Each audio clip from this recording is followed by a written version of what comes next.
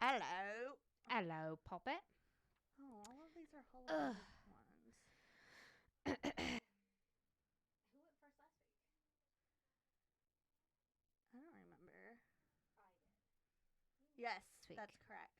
Because we ended on those amazing conspiracy theories that made me dive down lots of TikTok holes on conspiracy theories. Governor. You want to hear one that I heard about today? Yes. Okay. I forgot. Is it the lizard people? I know that's the podcast you listen to, but love I them. also stumbled on, which I'm sure that's why their name is lizard people, on Yeah. lizard people, like celebrities, lizard people. Yeah. I didn't realize that's why their name was that. And I was like, oh, that's why. Like the Kennedys are lizard people. Yeah. And like Justin Bieber and like Miley Cyrus. Yeah. We see you guys. We see you. We see you slithering around in Yeah, you little scaly scales. scaly skin. Look at me slither all around. I'm a slithery slithering lizard people. Sorry. This is our True Crime and Paranormal podcast, What's with the Neighbors? And that's Amy. That's Brie. I almost said that's Brie. That's Amy. Are we switching roles today? That would be fun. One day we can do that. Are you going to do that now? Yes. We can do it right now. Let's do it right now. Ready? Okay. Let's Freaky Friday it. Okay. Ready? We just bounced bodies together. I'm Amy. And I'm Brie. And this is our True Crime and Paranormal podcast. And I'm going to tell you about some spooky ghosts. And I'm going to ruin your night's sleep with a murder. Okay, so once upon a time, why do you have that voice? That's not what you sound like. I know. I'm wondering. I'm like, wow, do I really sound super? And I mean, I've listened to me before, and I don't think I'm that bad. Thank you for the few. We got quite a few followers this week. Yes, it's super exciting. Yeah. More people in our Facebook group is good. Growing the neighborhood, you know. Yep. It's like our little cult. Sorry. Yes. You're a neighbor. You're a neighborhood. Welcome, neighbors. Cult. Welcome to the neighborhood. Welcome After to the dark. neighborhood. That sounds dirty. That sounds very dirty. That's when we put that pineapples. Is not this type of podcast. Oh yeah, is that why we don't have pineapple? Why we have pineapples on our logo? Pineapples and bananas. Pineapples and bananas. Hey, I need to give you my bananas so that you can make banana bread. I will make banana bread. That has been on my list. Maybe we can have that. Is that a breakfast? Yes. But yes, that's a breakfast thing. I mean, it doesn't have to be, but banana pudding pie would be fun. Ooh, like a banana. Ooh, yeah, that sounds yummy. I could eat that out right now. That sounds good. Or like banana pudding. Sounds really good. With those cookies. Oh, jasmine cook. Oh, you like got vanilla wafers. Yeah. Nah. My ex-stepmom used to make them with jasmine cookies. I don't know what that is. They're those you know those, I'm trying to think of the brand. They're like in those brown or in like those white paper bags, and they have like a bunch of different kinds. Yeah. They have ones that look like they're squares and they're chessmen, and I think they're like butter cookies. Oh, they're called chessmen cookies because they have chess characters on them, but they're so good. They're so good. Oh those my God. Cookies and those white paper bags. Yeah, with the wafer with the chocolate in the middle. Yes, so good. Oh, those are like some high quality good cookies. Yeah. My grandma. Okay, growing up, my Grammy, she always had cookies in her cookie jar whenever you were over. The best grandma, right? Yeah. When she would get those, oh man, I love it. Yeah. Those are nice, high quality cookies like you giving your grandchildren. She wouldn't get them only every once in a while. Normally for holidays, she would put those in her cookie jar. My great grandma, when we go and stay with my grandma, my great grandma lived on the same property. Like you could see their houses, and we would go over to my great grandma Farfar's house. And it would be like 4:30. We'd go over and my grandma would be like, go get your great grandma. Tell her it's time for dinner. So all three of us would go over there, she'd sit us down, have some hot cocoa, and eat a bunch of Fig Newtons, and then we'd have to go eat dinner. She gets so mad. It was her thing though. I love that. But Fig Newtons, like, what 8-year-old loves Fig Newtons? We did. I like them. I love liked them. Yeah. I go crazy for some Fig Newtons. Did you know that wasps, like dead wasp corpse, are inside of figs? Ew. Well, now Fig Newtons are ruined for me. Sorry. No, they're not. They're delicious. Oh, And a little bit healthy because you help you poop. that's true. That is true. Gotta eat your pounds. I gotta eat your pounds. I like figs. They're good. Yeah. They're tasty. I don't.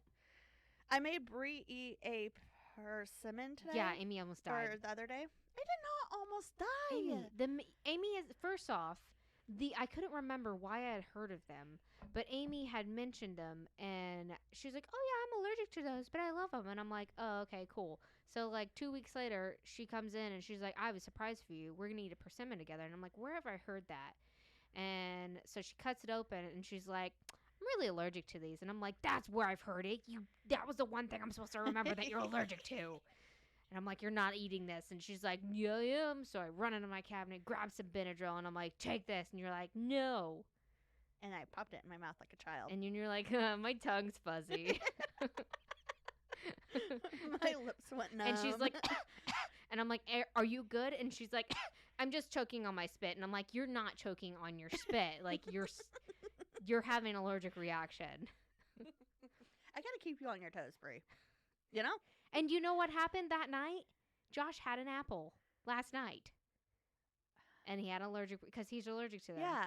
Because he really wanted to try another apple and see if it, like certain kinds bother him. Right. And usually Honeycrisps don't, but he had one last night and apparently they do now. Oh no. Yeah. Honeycrisp are the best ones. Yeah, he loves, like, that dude does not like healthy things, but he loves apples. Of course he does, and it's the one thing that he's allergic to. It's so sad. That is really sad. Does he like green apples? Granny Smith? I think he likes any apples. He'll eat like any apples. So Granny Smiths are so sour. I don't like them. Yeah. I like them in pie. Well, that's what you're supposed to use for pie, but yeah. That's what I make my pie out of. That. You make it out of fresh, or do you make canned? I'm not judging. Fresh. Really? Oh my god. Do you promise me? Okay, you can't. I make it every year, regardless, for anybody. So the one year I did it, I did not make it last year because we were down in California. And they were like, "Are you going to make your pie?" And I was like, "My husband's in the hospital." You kind of had a lot going on. Yeah. You're like, no. I didn't even feel bad either. I was like, not unless you want me to spit in it. Yeah. I was like, I get a free pass. I'm not doing anything for Thanksgiving. Sorry, guys. Sorry, Mother. You were probably very stressed, but that's okay. That's okay. She's okay with it. Yeah, she doesn't care. Yeah. Okay, so let me tell you my story, okay? Oh, wait, no, I have a neighborhood story. Wait, did the last episode, did I forget to do a neighborhood story? Yes. Oh my god, I was listening to it and I was like, I was trying to find my neighborhood story and I was like, I don't think I did a neighborhood story. Sorry, guys. My bad for the... No, you did a neighborhood story, but it was the week before that. The Aurora. Yeah. Microwavable Aurora. Yeah, that's what I was talking about. Yeah. Oh, yeah. Yeah, because this will come out. Yeah, I see. Yes. Sorry, people, for getting to do a neighborhood story on the microwavable Aurora. We were in a rush to get off, though, for some reason. I don't remember why. It was but really we were like, late okay, we gotta episode. go. Yeah, we were like really fast. We gotta go. Bye. That means like going down. Cool. Yeah. Anyway, neighborhood story. Bow, bow, bow. Wow, wow, wow. Jeffrey, your things are by the back stairs. Do not call or email me. And then someone wrote on the note, Jeffrey, my arms are open for you. Zach W. That's all. Like, Jeffrey. What a considerate my person. arms are open for you. I wish someone would have done that for Cole. I'm sorry, people. I know we're going off and bantering a lot, but that's okay. I am so sad about Love is Blind. Like, I get it. I get like where she was coming from, but she did not need to do that publicly. One. Yeah. I feel like, in my opinion, she like exaggerated a little bit. Yeah. And that guy's like so nice. I think he was just really that dumb. I saw a TikTok. Honestly, because I feel like he's just like a pure, like innocent-minded, like a Labrador, child. like a Labrador. Yeah, like Phil off of Modern Freaking Yeah. Family. He didn't know any better. Yeah. Oh. I know. I saw a TikTok of someone doing a parody of when he was making her food in the kitchen, and he was like calling her like cute little pet names and stuff, and he was like, I made you Brussels sprouts and chicken and stuff like that, and she was just like, I know. all irritated. That was frustrating me so bad. I'm like, dude, if my husband was like that whenever I got home from work after a long day, pulled out a Nerf gun, like, I'd be laughing my butt off. I'd be having fun with it. Like, I might be a little irritated about something, but I would not continue to be irritated. Well, and you set it aside. Yeah. You know, set it aside. Be in the moment. Be in the moment. Stupid. It's crazy. Oh, poor guy. The conspiracy that I heard today was that the 90 Day Fiancé show on TLC. Yeah. Which I did not know TLC stood for Tender The Love Learning and Care? Channel. Oh. I thought it was Tough Love or Tender Loving Care or That's something. what I thought. So I just said Tender Loving Care. I just learned today it's The Learning Channel. All right. Which is very frustrating for me because I do not... anyways, so 90 Day Fiancé is a conspiracy and is funded by the government to get people to not become immigrants and come here to America. Because they want less immigration. And so airing how awful Americans are God. make people not want to come here. Oh God, that's a good one. Yeah, I thought that was really funny. And it goes like way deep and there's statistics and stuff that go along with it. But I was like, that's so funny. And TLC, did you know that the government, it does actually fund part of TLC? No. Yeah. I mean, that kind of makes sense. Because it It's used more like to be a public. It used to be like PBS. Yeah. It That makes used sense. to be like a public network, but now it's owned by somebody else. But the government still has some funding in it. Isn't that where Wife Swap was on? Yeah. Yeah, I remember that. So, okay, let me tell you my story. Anyways, wow. Oh yeah, there's an evil doll here. Sorry. Anyway, continue. We'll just leave it hanging. Where did you put it? I put her back there. Betty. Is that her name? Betty Lou. I don't know. Betty Lou? Yep. What if that's not her name? I can name her Eileen since she only has one leg. Please do. Okay, Eileen. Eileen. Anyway. Do you want to tell people about the doll? I don't know, cause. Well, you could take it out if you need to, if it's too long. I can make it quick. Alice, Amy's daughter, thought she was trying to be funny. I guess they got. Where did you guys get her? Value Village. Value Village, which is like a thrift store. It's like a Goodwill. They got her from Value Village, and Alice thought she was funny. When did she hide her in my house? Oh gosh, that was like, during summertime. That thing's been in my house since summertime? It's gotta be, yeah. Dude, not cool. Sorry. It got hidden in my house, in my husband's like laptop bag. Late summer. Which he doesn't go into unless he's traveling. And I don't go into it because I have no need to, but she hid it in there hoping that I would find it. And she came over, it was the day that Hocus Pocus, the day after Hocus Pocus premiered. Oh, yeah. Because she came over to watch that. Wait, stop. It was not summertime. It was the day that Josh came over to help Rick open the gun cabinet. Oh, okay. Yeah. It was like August. Okay. September. Okay, yeah. September, probably. Yeah. All right, sorry. So Continue. she was in my house for like a month-ish. Yeah.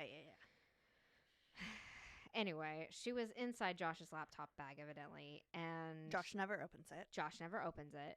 And so Alice comes over for the Hocus Pocus movie, And she goes over there and she's like, "Hey, Bree, have you looked in there?" And I'm like, "No, why would I look in there?" And she's like, "'Cause there's something in there for you." And I was like, "Okay." So I look in there and I'm like, "Okay, what did she do?" And so I tried to scare her and I was like, "Oh my God." And I pulled out peanuts and I was like, "Did you know Josh had peanuts in here?" And she was like, "What?" And I was like, "What are you talking about, Alice?" And she looks in there and she's like, "Where's the doll?" And I was like, "What doll?" And she was like, "Charlotte, did you take the doll?" And Charlotte's like, "No, what doll?" She's like, "I want a doll." And I was like, "Alice, I don't know what to tell you.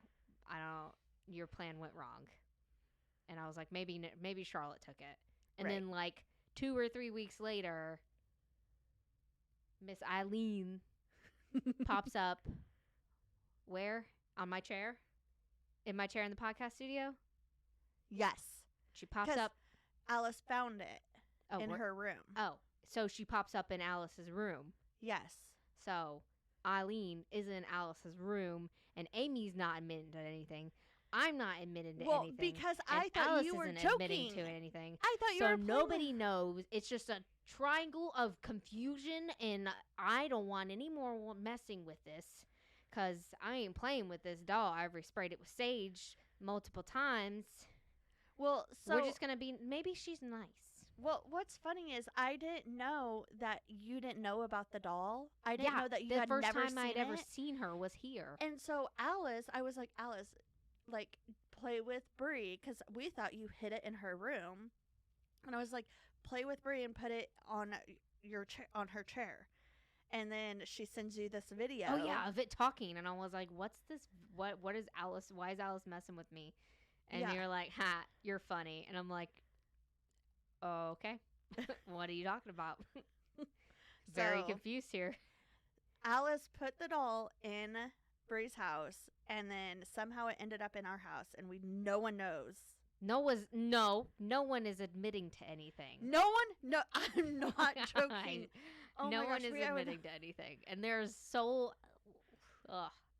one can trust anybody anymore. But when would Alice have put yeah, you guys, I don't know what's happening, because Eileen's right behind me. So Bree comes over. If you're on Patreon, you can see the doll. Eileen over here. Bree is sitting behind Bree. So pop onto Patreon for $5 a month, and you can see Eileen haunt us. Maybe she's nice. Hopefully. Anyway. All right. Let's hear some stuff about murder. It does stress me out, and I do keep the store closed now. Good. Okay. So I'm going to tell you about this family. What is their last names? I forgot. The Halstead sisters. Okay. So, but first I'm going to tell you about David Green. David Green was born in California on November 5th, 1957, to a strict Seventh-day Adventist family. He was raised believing, everything is black and white. There's good, there's bad, there's no in-betweens, that sort of thing. And they also had dietary rules and had to follow all of the religions. I don't know what type of dietary rules, but I'm guessing no caffeine maybe? And stuff like that. What? No caffeine? Yeah, Mormons believe that you can't have caffeine. Really? Oh, yeah. Why? I don't know, because it alters delicious. It alters your mind. I don't know. Okay. They also can't have chocolate. I mean, they're not wrong. Yeah, it's super weird. So anyways, he met his future wife in a chemistry class at the Seventh-day Adventist University called La Sierra in Riverside, California. And they were able to bond regardless of the fact that she was actually a different religion than him. She was Roman Catholic. Oh, wow. Two very, very stubborn. Yeah. Oh, my gosh. But they ended up making it work, and I believe that she converted over to his religion. Oh, okay. After graduation, David moved to Grant Pass, Oregon, and they ended up becoming long distance. And on April 12th, the long distance worked. April 12th, 1981, the long distance worked, and they got married.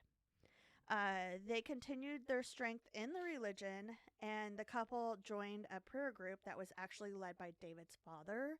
And David ended up taking over the prayer group, and he continued to grow it. Okay. But it wasn't like super large either. It was a select amount of people. Okay. It wasn't like a church. It was just like a group of people that would Okay. come over and pray. All right.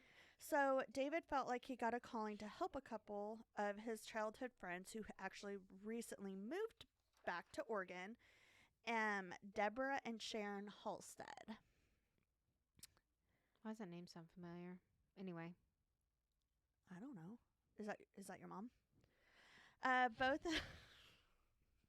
Yeah. That was such a stupid joke. That's my mom. Both of these women were estranged from the Seventh-day Adventist Church, so that's why David was like, maybe I can get them to come back and start this journey with us. And so Sharon was actually embarrassed her family when she was younger. She disrespected her parents by eloping with a blacksmith. His name was Tex Shivel. That's a cool name. Tex for like perfect for a blacksmith. I know. Chevelle? Tex Chevelle. Whoa. That's pretty cool for a blacksmith name. That's like the perfect name. My name's Tex. And I'm from Texas. I make knives and swords. I make knives and gates too. I hit it with a hammer. So cool. I got a mustache. You just had to keep going, didn't you?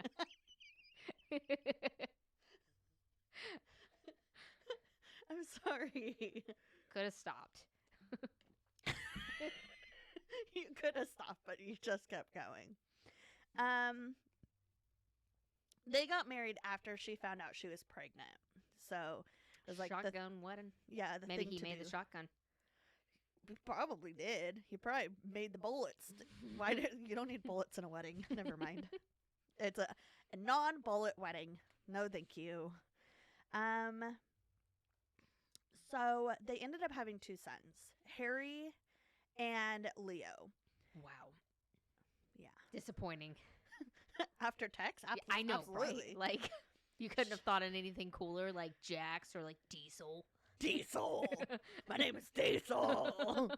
Sorry. But I drive a hybrid car because Prius. I worry about the environment. But my name is Diesel. Okay. Wow. Sharon and Tex's relationship actually did not last long, though, and they ended up divorcing in 1984. However, Sharon was abused as a child. It was reported that she was physically sexually, and mentally abused by her father. Oh. So that is another reason why she probably left the family. Right. Yeah, that makes sense. I need to adjust. My back is killing me today. Lay back. And it makes it worse. Pull your mic back. Oh, okay. You want a pillow? You want me to go grab your pillow? Let me go grab your pillow. Oh, thank you, Bree. You don't have to do that. Look at her little Jessie, are you wearing a Christmas outfit? There's pillows on my bed.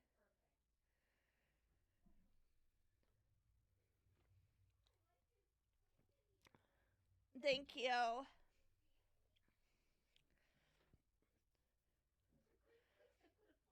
No, I'm gonna get a hook and put it in the corner. You want 2 of them? No, this is perfect. This is. Thank you, Mommy. Oh, this is perfect. Thank you. Perfect. Okay. Bree. No, what did you? Did you talk in the mic? It's still on. Hello? It's still on. Okay. I don't think it pulled right here. I think it just because you've got it like Loose a little bit. Hello. It's me. That stupid spray. Anyway. It doesn't even, I can't even smell it when it sprays. Are you used to it? Can you smell it? Oh, I can smell it now. Oh, Give it a second. It just disconnected. It's connected again. Is it good? Yeah. Okay. Yeah. So Sharon decided to move away from where she was living with Tex after they got divorced, and she decided that she wanted to go back to Grants Pass to live near her parents. Deborah, Sharon's sister, also to live near her parents, but didn't she not have a good relationship with them? That was like when she was younger. She has 2 kids now. Okay. And they're a little bit grown. They're like 8 and 9 or something like that. Okay. So, and I can understand that, like, you need help. Especially being a single parent. Yeah. Yeah. So, even if you're not close with the dad, you can still be close with her mom. Yeah. So, Deborah, Sharon's sister, also moved to Grants Pass around the same time after realizing the job that she took in Hollywood was not all that great. Wow. Really? Never heard that before. Well, mainly because she was pretty upset when her married boyfriend was like, I'm not going to leave my wife. Oh. So she's like, I hate when that happens. I know. Yeah. So she's like, I'm going to move back to Grants Pass. So, Deborah, the sister, ended up moving in with Sharon and her 2 sons. Okay. So they're like mom, aunt, and boys. That's cool. Yeah. Sharon and Deborah, with the help of David, joined the prayer group that David was like, so that's why these are the women that he wanted to reach out to. Okay. The group was thriving and they were becoming really good friends with the people that they had joined. And around that same time, Deborah and his wife, Lynn, actually got pregnant and they had a baby. Oh, okay. I can't remember his name right now. I think I wrote it later. Sharon, though, back to Sharon. Sharon spoiled the crap out of Leo. Like, Leo, her youngest son. Okay. Leo would get, like, all these toys. He would get, like, special snacks. And, like, she wouldn't do that much with Harry. But Deborah, like, would make up for that. She would, like, see that her nephew is not getting the attention. Getting forgotten. So, yeah, so she would make up for that. David and Lynn were also very involved in the Halstead's family. They would babysit the boys. And Harry saw Lynn as a mentor. She was a teacher, and so she often helped Harry with his math. Oh. And she was just like Lynn was just a gentle-hearted type of person, like just soft-spoken and very easy to talk to. Teacher. Yeah, exactly. And so here's just an example of how, like, wonderful this couple is, Lynn and Dave. Harry went out to the garage one afternoon, and Dave, he's like a dental hygienist, and he was making dentures, which is like, that sucks to do on your off. Yeah, right. On your off time. But he was making dentures for his patients, and he was using air compressor to, like, dust off the dentures. And Harry asked if he could help, and Dave was like, yeah, sure, just, like, spray it. Well, I don't know what it was for and why it was there, but he had a bowl of gold dust, like real gold. And you see where this is going. Yeah. And Harry was just like spraying, and then sprayed the bowl, and gold just went everywhere. Oh, no. And, like, one of the documentaries the documentary that I watched on it, Harry was like, I don't know how much that cost him, but I know it cost him quite a bit. Yeah. It's probably for the dentures. I'm assuming. Because you can do that now. You can get, like gold in your dentures. Yeah, it's like a thing. You can get glitter in them. I know, but, like, super cool. In the 80s? Yeah, I know. Yeah, that's what I was thinking too. I was like, but what? It's got to be for something. Yeah. But regardless, so Lynn pops her head out from the kitchen. She was like, Dave, it was an accident. Don't yell. And Dave just, like, patted him on the shoulder, and he's like, it's all right, bud. It was an accident. Son of a... So Kudos, that's just, like, man. the type of people that they are. So anyways, it just would, anyways. So, good people. Yeah, they were good people. Something about the prayer group, though, So I'm sorry, like everything is kind of all over the place. I basically have to paint this picture to tell you about the final chapter. Yeah. So something about the prayer group was it actually was not approved by the Seventh-day Adventist Church. They were a little bit more of extremists when it comes to their belief, and they would get in this circle for prayer, and one person would say that they're speaking to the angels. Okay. And then the others in the group would offer up their problems, like I lost my job, and like just little issues that they're having in their life. And then the person speaking to the angels would basically relate what they're hearing from the angels, and they're always like comforting words, like advice and inspiring things. So like messengers. Yeah. And so that was, and the Seventh-day Adventists, they're like, that's not, we don't do that. I didn't know that had to be approved. Well, I wouldn't say it was approved. Like they didn't like, it wasn't, I can't think of the word. I know what you're talking about. I know what you're saying. Frowned upon. Yes, frowned upon. Okay. So they're just like, why are you doing that? Stop doing that. So they kind of kept it quiet that they were doing this. So you know how I told you Leo was spoiled by his mother? Right.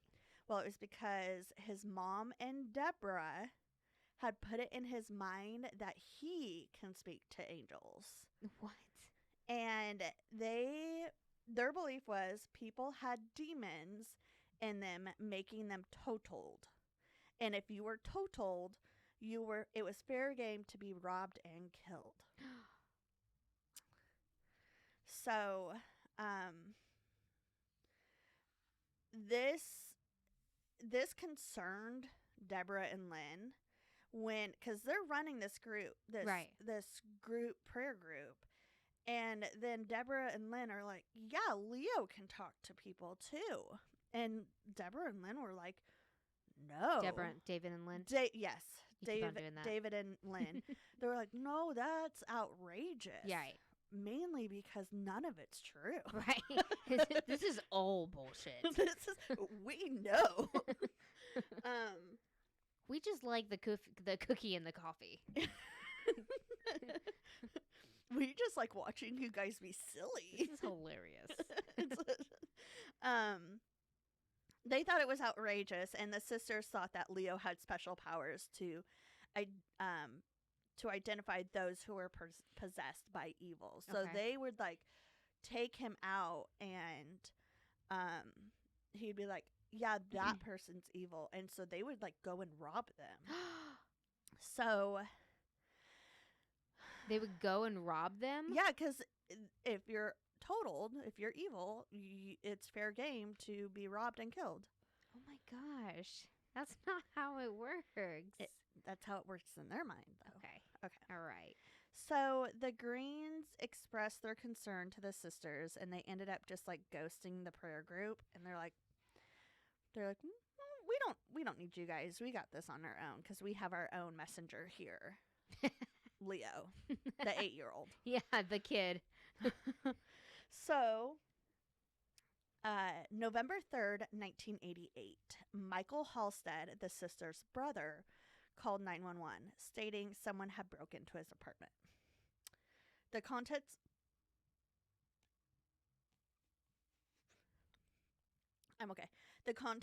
of his fridge was scattered all over the floor. That's where I'd go first. Right? What do you got in your food? Do you have any good leftovers? Damn, you guys get nice cheese. And the words, "You're dead, Michael J.C." was written on the wall. In ketchup. Sorry. It was written in ketchup. All right. Do you say ketchup or ketchup? Ketchup. Ketchup. What do you say? Normally I'm lazy and say ketchup. Oh. You gotta catch up to the ketchup. Say ketchup. Yeah. His apartment was actually on a ranch because he worked on the ranch. And so he ran over to the trailer owned by the ranch hand, Marston Lemke, and actually he found him dead in his trailer. Oh man. So we're going to jump to November 5th, 1988. David Green ran across the street to his neighbor's house. When they answered the door, they saw David collapse to the ground and was begging for help, and he was bleeding from his shoulder. I'm sure you know where this is going. Police were called, and unconscious Dave was rushed to the hospital. Police entered David's home and found Lynn, his wife, and their son, Nathaniel, he has a name now, shot, but Nathaniel was still alive. Lynn was... Wait, what son? Whose the son? The son. The son of David? And Lynn. David, okay. Gotcha. David was 2. Oh, I'm not David. no. Nathaniel was 2. So Lynn... they were dead? Lynn was gone. She had died. But Nathaniel was shot, but he was still alive. Oh, God. Thank God. And in red lipstick, the words "Just Trust in Jesus" was written on the wall. Ugh. Ketchup. This time it was red lipstick. Gross. Lynn had been shot point blank, once in the head and once in the chest. Jeez. Baby Nathaniel was shot in the spinal cord, which actually left him paralyzed for the rest of his life. Oh, my gosh. David was shot in the back near his left shoulder, and which injured a nerve, and part of the bullet ended up in his lungs and chest. Oh my gosh. Detectives arrived at the hospital when David woke up to get some details of what happened. So he lived. He lived. To have to see all that, though. I know. Your freaking wife and child. Your baby. Your baby. Ugh. So David told them that they had just returned home from David's parents' house after celebrating his birthday at 10 p.m. On your freaking birthday. On his birthday.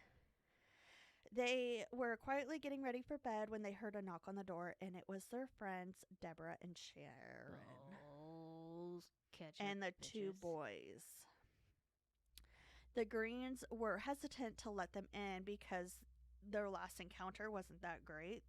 They were like, F you, blah, blah, blah. My son can speak to angels. But they let him in anyways. And they asked to use the restroom. And they're like, okay, go ahead, use the bathroom. Then Lynn saw the boys write "Trust in Jesus" on the wall in the bathroom. So she's Lynn? like, get Who? out. Lynn. I thought Lynn died. This is what happened, how it happened. Oh, okay. Yeah. Gotcha. So she's like, what are you doing? Like, get out of my house. And then Deborah's like, can I make a phone call real quick? And they're like, what is going on? Like, just like a fever dream sort of thing. And she started to make the call, and then Sharon pointed the gun at Lynn, and one of the boys shouted, "It is loaded." And so David actually ran out the back door to go get help because, I mean, you can stand there, but you're not going to get help. Like, anyway, so he ran out the door. Sharon shot him in the back, and that's why it's in his back.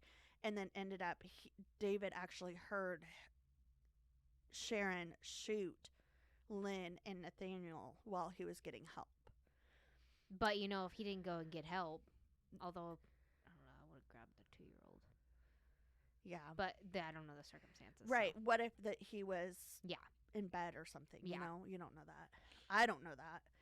So, after they shot the Green family, Sharon and Deborah took the boys to McDonald's as a reward and then went home to go to bed. What is up with these bitches and ketchup? You need to cool it with the ketchup. They made their kids. Yeah. Oh my God. And they were like okay with it. Yeah. So, as for the brother and his ranch hand, it ended up being the sisters.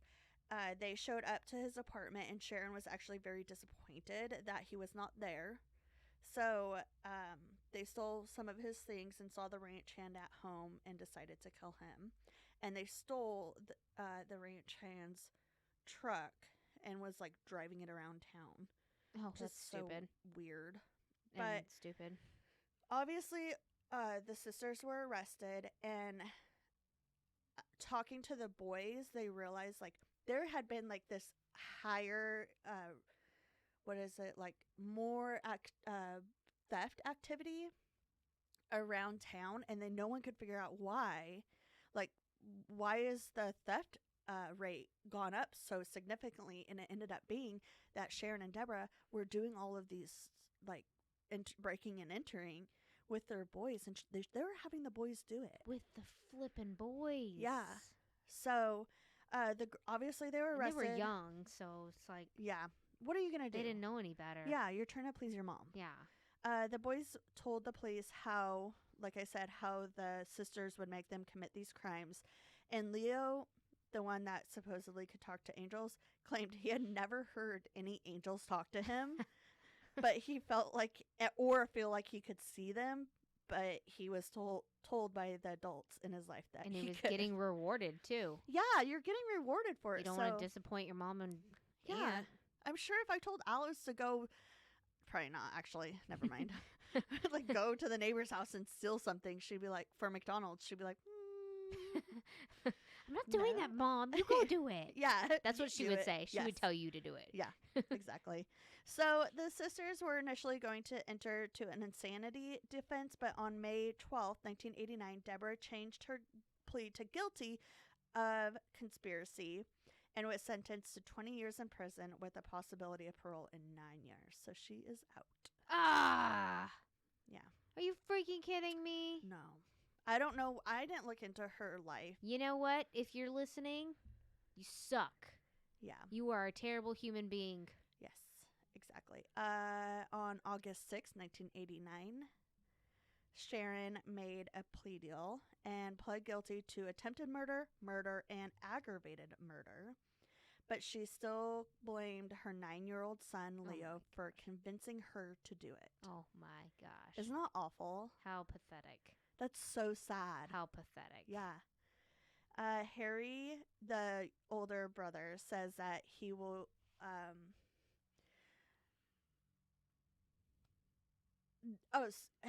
Harry says that is never true. Leo never was the mastermind behind this, and never wanted to kill anybody.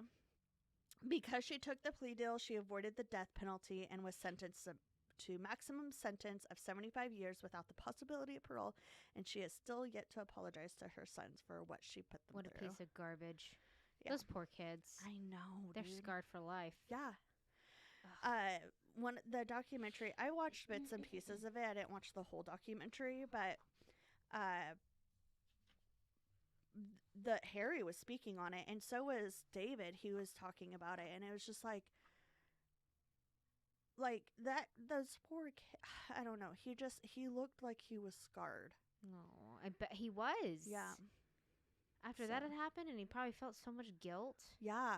Ugh. Oh my gosh! All the years of therapy you'd have to go so through. Sad. Probably still is in therapy. I would be. Yeah. That was an interesting one. Thank you. That music that's being played right now reminds me of like worship music. Yeah, it does. I'm like, it sounds like there's a war out in your living room. Like someone's trying to get into the house. A war, and then we have church right next door. Oh, is that what coming from their room? The music is coming from her room. It's like a sad scene in the movie theater where like everybody's losing and there's like bombs trying to break down the door and there's dust in the air and you're just like, don't go out there and sacrifice your life. No. Anyways. Tell me a spooky story about a scary skeleton. Yeah. I can tell you a spooky. Okay, you'll find out. Okay. So I think you're gonna like this one. It's a little bit more. It's a lot more light than that. So I'm glad we're ending on my story. It's a lot more what? Light. We're ending light. On a lighter note. On a lighter note, more kind of funny and good feeling ish. Yeah, I don't know. Hauntings so, are never. Really yeah, take it however you want it. Okay. So we are talking about the Fairmont Banff Springs Hotel in Canada, Alberta, Canada. Oh. Yeah, which whenever we were on our way here, I had seen it as an because like I had went ahead and pre-booked all these hotels to stop at because I didn't want to be stranded in February. We did that. Yeah, it's smart. It's smart. No.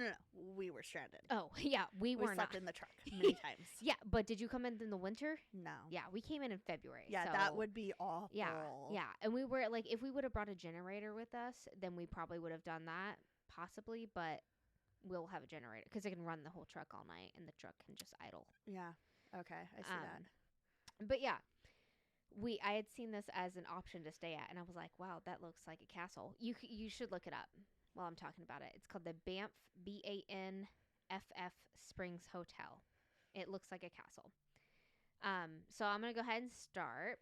The Banff Springs Hotel, located in Alberta, Canada, was built in 1888. BANFF? Yes. The inspiration for it came from the Canadian Pacific Railway. Okay. Along the route, they had wanted to start placing hotels so that they could encourage tourism across Canada. Yeah. Why is this thing so beautiful? It looks like a freaking castle, doesn't it? It didn't start that way. So the Banff was the first of many to be put up along the railway and was purposely placed along some beautiful mountain scenery and like natural hot springs, just super, super pretty. However, I had read somewhere that a mistake was made during the building process and it wasn't facing towards the mountains. So it was accidentally facing the other way. That's awkward. Yeah. Whoops. Real quick, what year was this again? I was busy 1888. Okay. That's such a big mistake to I make. know. Also, there's another mistake. Evidently, which I don't know how true this is, but also evidently the builders accidentally put a room in the hotel with no windows or no doors. And it wasn't discovered until a few years later. That's a double cute whoops. Whoopsie. I mean, you could easily make that into a closet. Yeah. Just put a door frame in it. Just bust it. Just bust it. Kool-Aid it. Just leave it there. Oh yeah. I love that. You just said that. Kool-Aid it. I'm going to use that. Anyways, after all was said and done, the Banff Springs Hotel was a large wooden 5-story building which could host up to 280 guests. Wow. Unfortunately, in the year of 1926, it burnt down completely. Oh.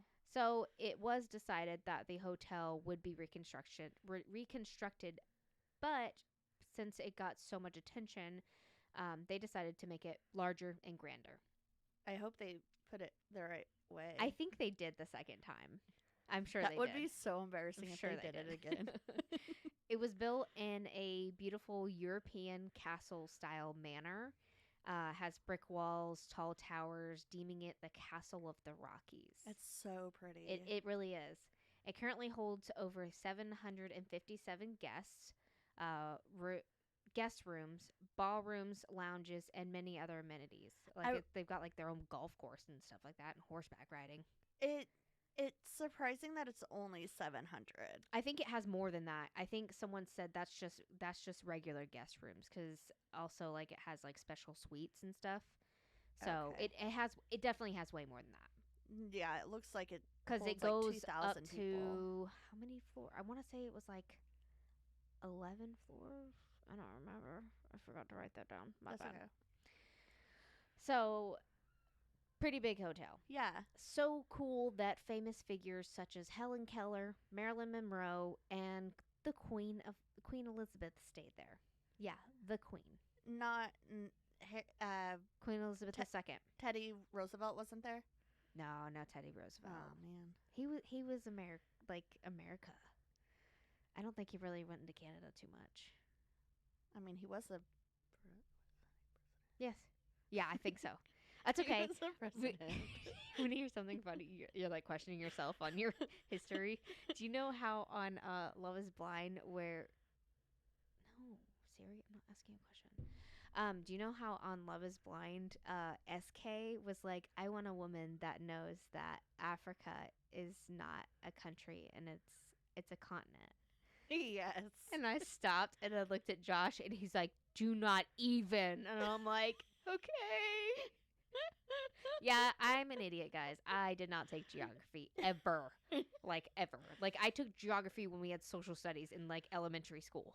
Yeah. And intermediate school. It's the most. I never took geography. Yeah. So, yeah, it's okay. This is I why we have knew- a podcast about I knew that, paranormal. though. I didn't. That's why we have a podcast about paranormal and true crime. And not about the Geography. Not about the continents. Not about There's the 7 continents. continents. I do know that. But I knew Africa was a continent, so I don't know why. It really was something that's always How did I bothered not me know is that there's North America and South America, but South America is not Mm-mm. like it's not part of America, and Mhm. so it's always like not bothered me, and like they shouldn't be called Americas, but in the fact that it just doesn't make sense. Like, why don't we call it something else? Because it's south of us. Why don't we just be one whole continent then? Is that what you're saying? Silly. No. Like, I'm taking all this out because it sounds very rude. But in the like, America, like Yeah. we're United States of America, America. and then like they're not America. Okay, yes, I know what you're saying. So like, why are they called America?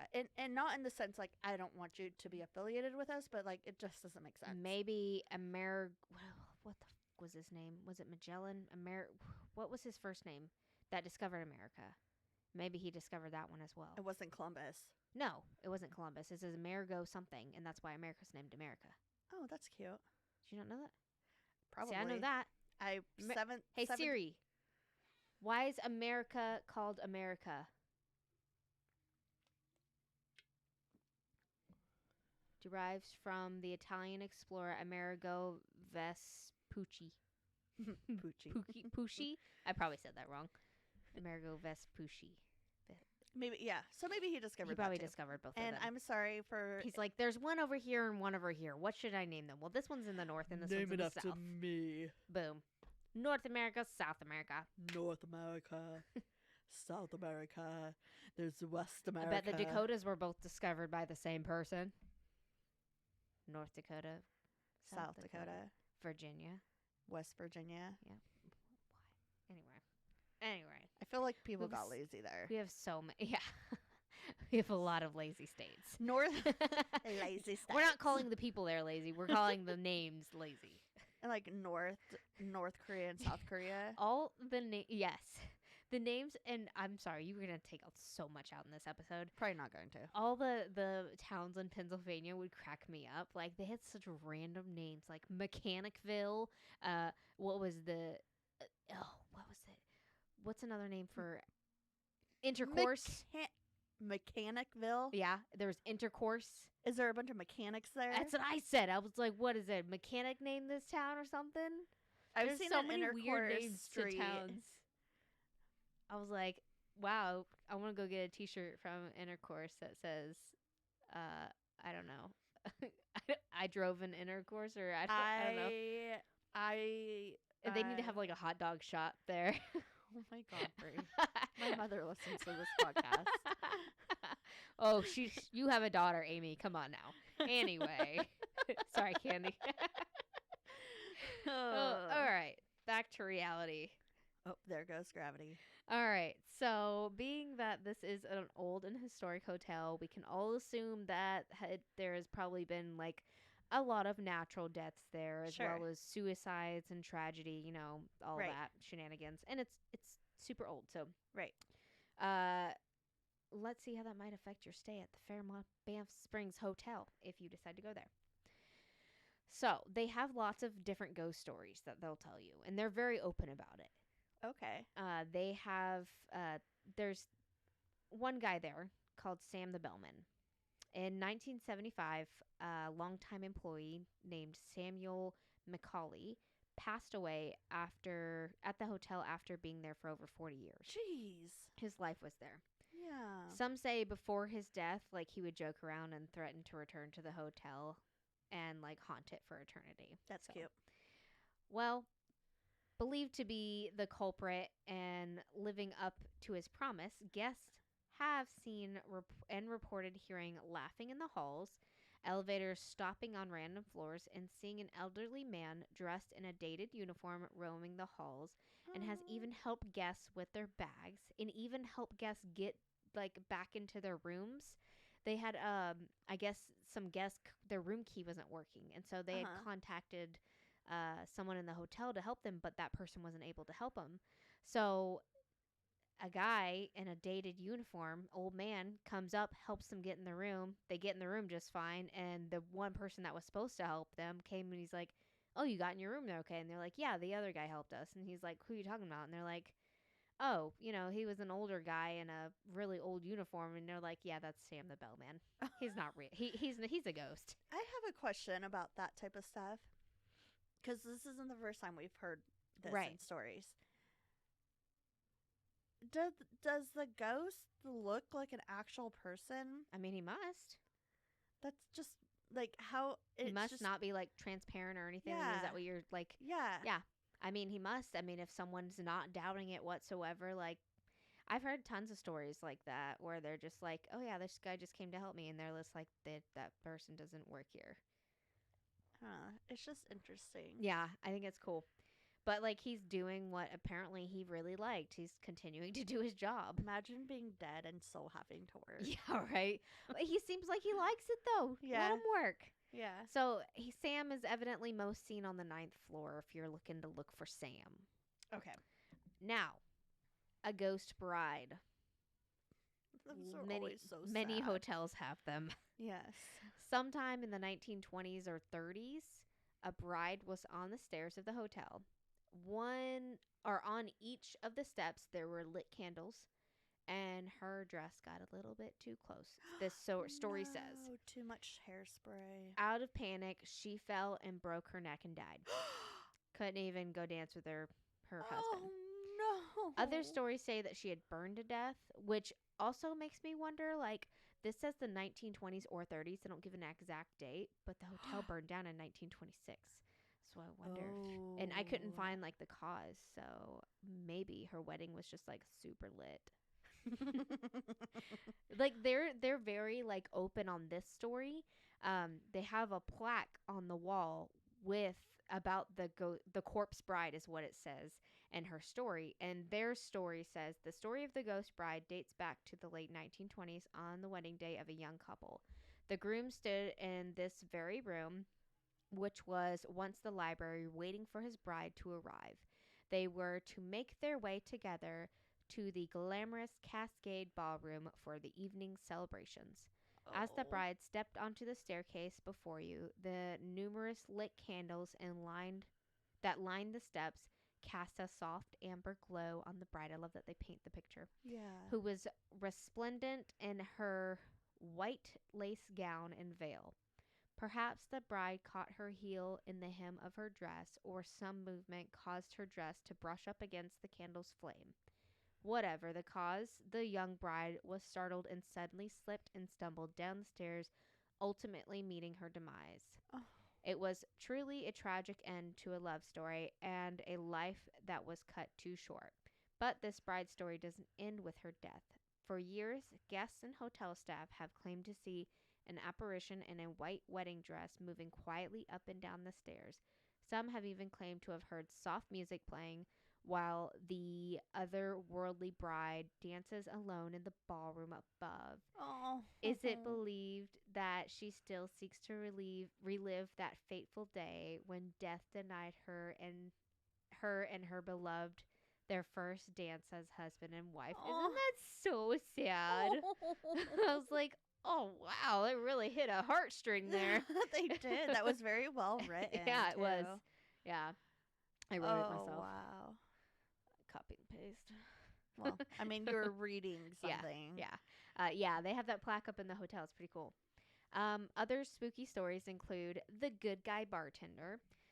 According to some, a bartender manifests somewhere and encourages guests that have had too much to drink to head to bed. Oh, what? That's such a like a dad. Yeah, like if I wanted to be lectured about how much I drink, I would have gone and seen my dad. Dang it! I love that though. He's like, he's hey, like, bud. you've had. You've been cut You're off. about to fight with your best friend. You should go to bed. Let's go take a walk. Come on, let's take a walk. Let's go get some fresh air. Let's in your bed. Let's get some coffee. Go to bed. Never understood how coffee like sobers you up. It doesn't. Oh, it doesn't? Yeah, it's actually a myth. I figured. Yeah. Didn't make sense to me. I don't. I think it actually does. Like, I don't know. It might do the opposite. I don't know. It's not good to put stimulants with like non-stimulants. Right. So. An upper and a downer. Yeah. Yeah. I thought that was cute. Also, the headless bagpiper. I only saw this story like once, and evidently, why does he have to be headless? Right. Evidently, there are stories online of guests seeing a bagpiper around the grounds without a head playing bagpipes. That's all. Oh. No story, no like death that's ever been recorded or anything regarding that anyone's ever known. Just like a guy that's like enjoying playing his dang music, even though he doesn't have a head. I want to know what happened to his head. Yeah. How is he playing? Yeah, I know. That's what I'm saying. Like, how? Maybe he's using other. Sorry, I'm done. Anyway, so the best for last, the missing / haunted room, 1873. I don't know if this one was missing or not. I don't know. I may have gotten too mixed up. I was gonna say, where did the room go? I think this one is just haunted because one source said that it was the missing room that I'd mentioned earlier with the no windows and no doors. Yeah. But the rest of the sources said that this room is just haunted. So we're just gonna say it's haunted. Okay. But also it is missing. You'll find out. Don't worry. Never mind. It is missing. Where does a room go? Where did it just like pack its bags and grow legs and walk away? Basically. So this is room 873. You can't stay in there, so don't worry. It's missing. Oh, on the 8th floor, on the 8th floor, where the room 873 should be, it's a blank wall. Mind you, every other floor has a room ending in 73. So it just skips over 73 and goes to 75 or 74 and then 75. Every room. So like hotels, how they every like is 100. Yeah. Like 100, 200, 300, 400, oh, 500, I see. 800. So there's definitely more than 700 rooms, by the way. So this is 800 floor. So it's like the 4th floor has 473. Yes. Gotcha. Yes. Okay. So you can evidently even see where the floor baseboard had been cut, where the door would have been. Oh. And where if you knock on the walls, which the hotel suggests that you don't do that because it can disturb the other people. Sure. Or they just don't want us to find their dirty little secrets. But when you knock on the wall, it feels like it's hollow, like there's just like drywall there. Oh, gotcha. So story is that a family was slaughtered by the father in room 873 many years ago. After the investigation and cleanup, handprints of a child kept reappearing on the back because they opened the room back up. But handprints of a child kept reappearing on the bathroom mirror with no one even in the room. Oh. Evidently, it was open after this tragedy, and guests would be greeted by violent screams in the middle of the night. And when they get up and turn on the lights, they'd find these bloody handprints. And they would reappear even though the housekeeping would clean them. Nope. So, stories is that the hotel was just like, all right, we can't keep on putting guests in this room. Right. We're just going to cover it up. And they covered it up with made it look like the rest of the wall. And there's just like a blank spot right there between two rooms. Some sources say that this story is what inspired partially The Shining. Which makes sense. Right. But I don't know if that's true. And also... Right, because isn't there another hotel that you've shared about? The Stanley. Yeah. Why did that autocorrect? I don't know. I'm going to skip over that. Oh, it spelled it wrong. The hotel denies that this room exists. And also, to debunk it, it has also said that they combined two rooms to make 875 larger. They said that. Like a suite. People say that. I don't know if that's true. Why wouldn't they just tell you that if that's the case? Like I've seen comments online. They're like, "You idiots! They just y'all quit believing in this and blah blah blah blah. Like they just combined two rooms and they just made $875 a bigger suite." But why aren't people saying that the managers are saying this? It's just guests saying this. So I don't know if they're getting it for the managers. And also, or if someone stayed in 875, and you could tell if it's a bigger room or not. Yeah, exactly. Like that's what I'm wondering. Is that like, are they staying in there and they can tell? Right. But also, it's said that the hotel keeps up this for like to keep you questioning and coming. Yeah. You So, hear the song that she's playing? No. It's Kid Rock. Oh, is it Picture? I'll put your picture away. Another thing is, why doesn't the hotel just like make a fake door? Yeah. Just you like deter people from like knocking on it and messing around, because it invites people to go out there, people who are curious in the paranormal, and go up there and like, what's with this spooky door? Ooh, conspiracy theorist. Door? It gives them attention. So I don't think that that's a terrible idea or a terrible theory that someone has. So I'm not. And they're just denying it, like, yeah, just like you and the doll. We know nothing about that. Yeah, just like me and the doll. Yeah, or just like you and the doll. I don't know. Or maybe some more spooky shenanigans. Okay. A guest named Sonia, who had stayed in room 291, claimed that she had become paralyzed whenever in the middle of the night, and she was woken up in her sleep and had seen a female figure in a white dress standing in the middle of a bunch of candles. Oh my gosh. In her room? Yeah. Which is odd. But, I mean, it could have been the bride. Right.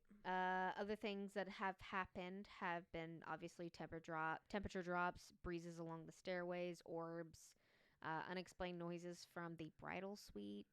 Oh. I mean, I can explain some unexplained noises from the bridal suite. Brie. If the beds are rocking, don't come a knocking. Brie, please stop. You're embarrassing me. She's not my mom.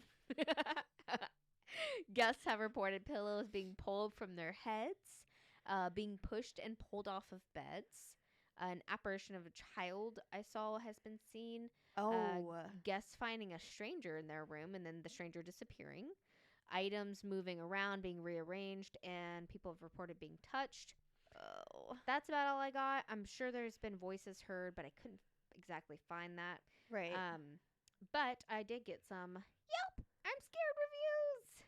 They're not all from Yelp though, so it's my favorite. I love this segment. So it's what I look forward to most. It's how I can stretch out my stories. What? I thought it was me. Oh. I should make a shirt that says Yelp I'm scared reviews. You should. Okay, so the first one is from an Adam who gave the hotel 5 stars. Good job, Very Adam. Nice. Good job. He started it with truly grand. Beautiful. Side note, I'm not one to believe in ghost stories, but I vividly remember hearing noises while trying to fall asleep. I heard what sounded like conversation and pitter-patter on and off well into early morning. To this very day, I have no clue what I heard and am quite positive that it was not coming from another room, given that our particular room was cut off from any others due to its location on the end of the building. Oh, jeez.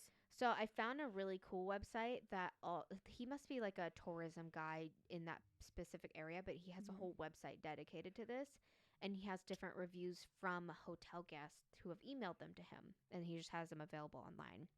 So he has a website for this specific... For the Banff Hotel. Really? Yeah. Okay. And I just wanted to give it a shout out because this is where I used most of my reviews from. It's taximike.com. It was super helpful. A lot of information on the Banff Hotel was on there. A lot of spooky stories. It's really cool.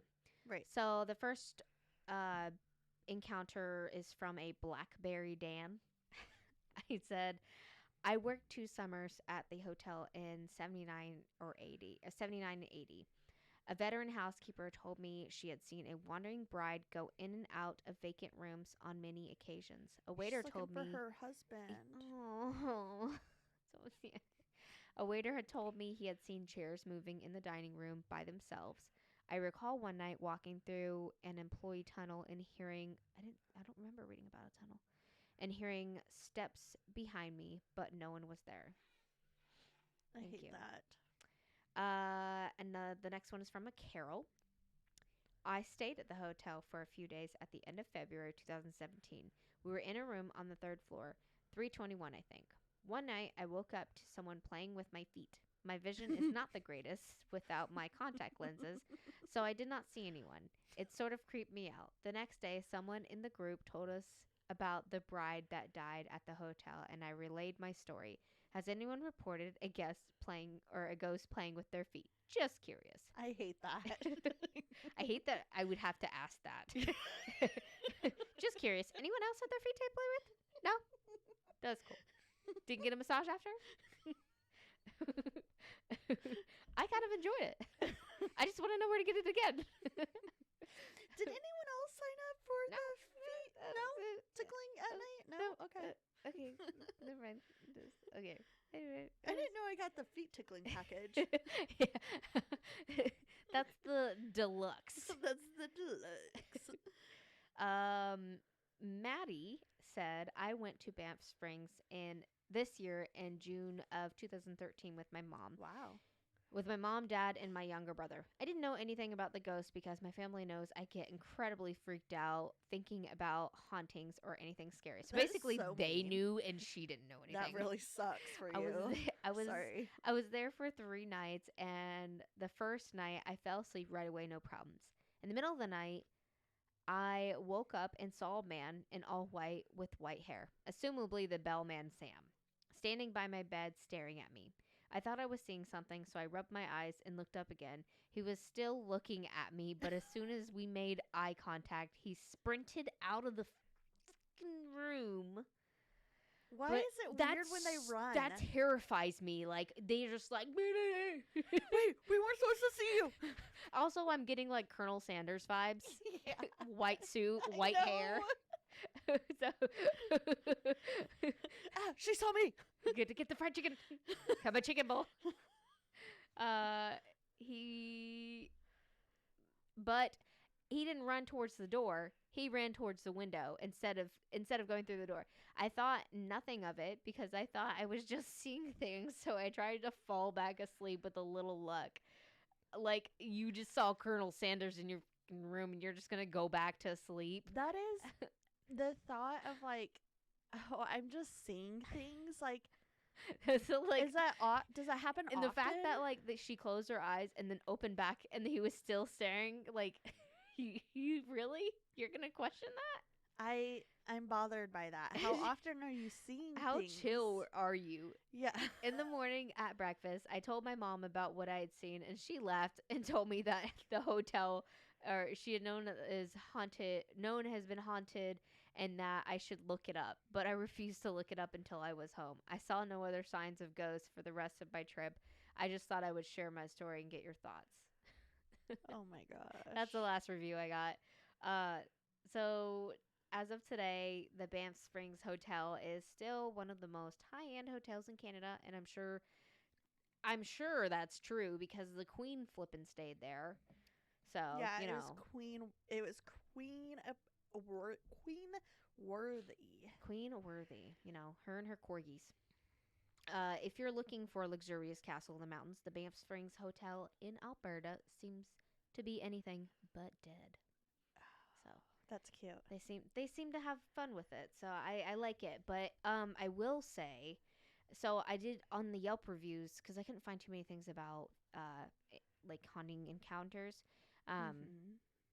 People did complain about the price. You're staying in a flipping castle, first of all. Right. And then some people complained about like lack of outlets. Like also it's from like the 20s. So get over it. I feel like all hotels have bad outlet situations. Get over it. It's fine. That's why I always bring a surge protector extension cord. Because the cords are never near the bed. Oh, yeah. So you have to get like, yeah.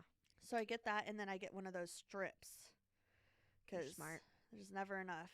I like the ones where they have the lamps and they have the outlets on those.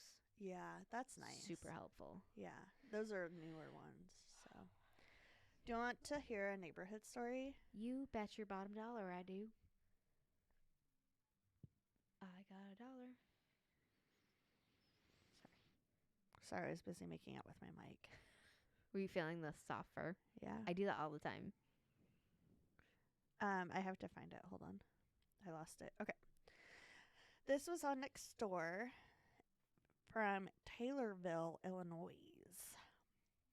To the little girl that threw a fully grown adult potato at my head this evening, I hope you are happy with yourself.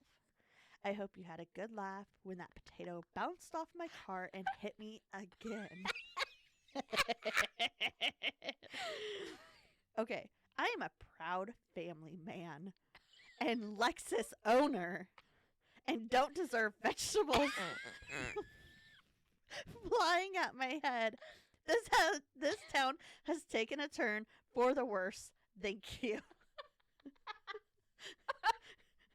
I was not expecting that. When you said potato, I lost it. Could you imagine like having someone throw a potato at you? How degrading. Shoot it with a potato gun. That's true. They could have. But how degrading, and then it bounces off your Lexus and hits you again. You know, I would grow more potatoes with it. That's what my brother's doing. He planted, I named him Spudley. Oh, that's cute. Yeah. Just one potato? Yeah, he the potato I sent him. Oh, for his birthday. It. I forgot you did that. Yeah. He loves it. All bummed about it. Yeah, he loves it. It's sprouted. Oh. He's going to have lots of little Spudleys. Have you he's not in the military. No, not anymore. There's this guy on TikTok that does military parodies and stuff like that, and Space Force. He like carries around a potato. I love him. Yeah, I love him. Nick something. A potato. I'm a potato. Or yeah, he has like the foal on his head. Yeah, yeah.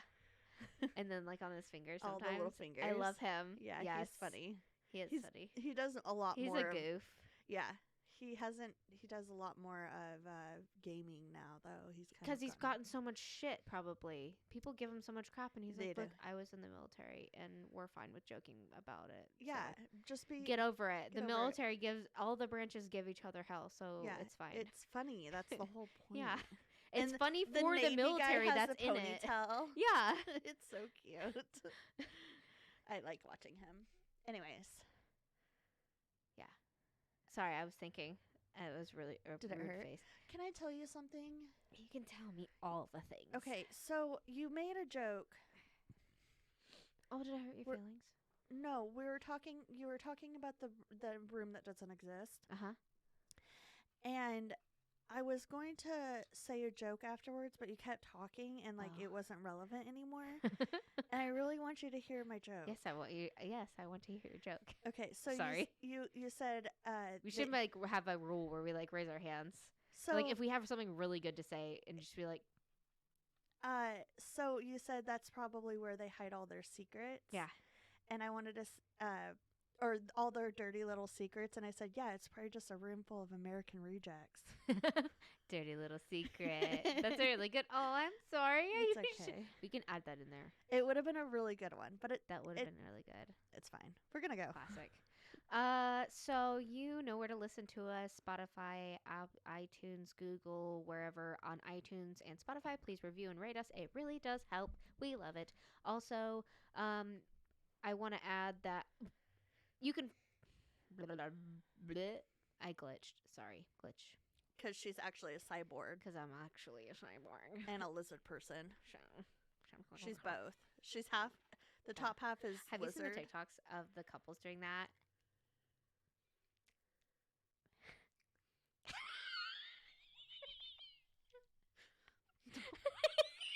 What are you doing? They're like, I'm gonna do this to my boyfriend or my husband, and I'm just gonna keep on doing this after every they include it in sentences, and then I'll show you afterwards.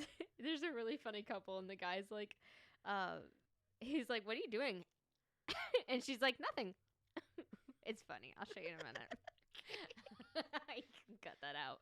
So to follow us, please follow us on Facebook, Instagram, Twitter, TikTok, Snapchat, wherever you can find us. We also have a Facebook group, and join our neighborhood, What's with the Neighbors. on there, we were just doing our episode t-shirts on there. But now we're going to make them available to everybody because they are becoming popular. They're in high demand. Yes, and it is the holidays. So make sure you order your shirts in soon so that you can get them in time for Christmas. Yeah. They're only $25, and we have 2 more coming out soon. We will reveal them sometime next week. So, or maybe they're already revealed. I don't know. No, they're not. They might, by the time this episode comes out, they might already be out there. Yeah, so they're already out. Yeah, so check out our new shirts that we have available already. They're super cool. And it's super easy to order. Yes, super easy to order. We have a link right on the website and on the Facebook group. So everywhere you can find it. We also have a website, what'swiththeneighbors.com. And on there, you can find a link to everything she just mentioned, along with a link to our merchandise that she just mentioned, and a link to our Patreon, which is patreon.com. If you want to be on the donor bus, for $5 a month, you can get our episodes unedited, videoed, and early access and exclusive content. And for $3 a month, you can get our audio early. You can get our episode out early and exclusive content. And feel free to slide into our DMs with any questions, comments, or story suggestions. We would like to share more hometown stories. So if you have like a cousin that was haunted by your great aunt, we would love to hear about it. Or if did someone in your town commit a murder? Yeah. Did your neighbor, like, was he smuggling drugs and he actually had dead bodies behind his backyard? We want to hear about it. Send that to wwtnpodcast@gmail.com. And have you checked in on the neighbors? What's with the neighbors? Bringing Amy out. Like, I'll give you my dirty little secret. Oh, say hi to your cats for us. Say hi to your cats for us. Say hi to your cats for us. Meow. I always forget. You do. Your shirt has been staring at me at like the perfect level the whole time. I keep on thinking you have Tony in your lap. I love it.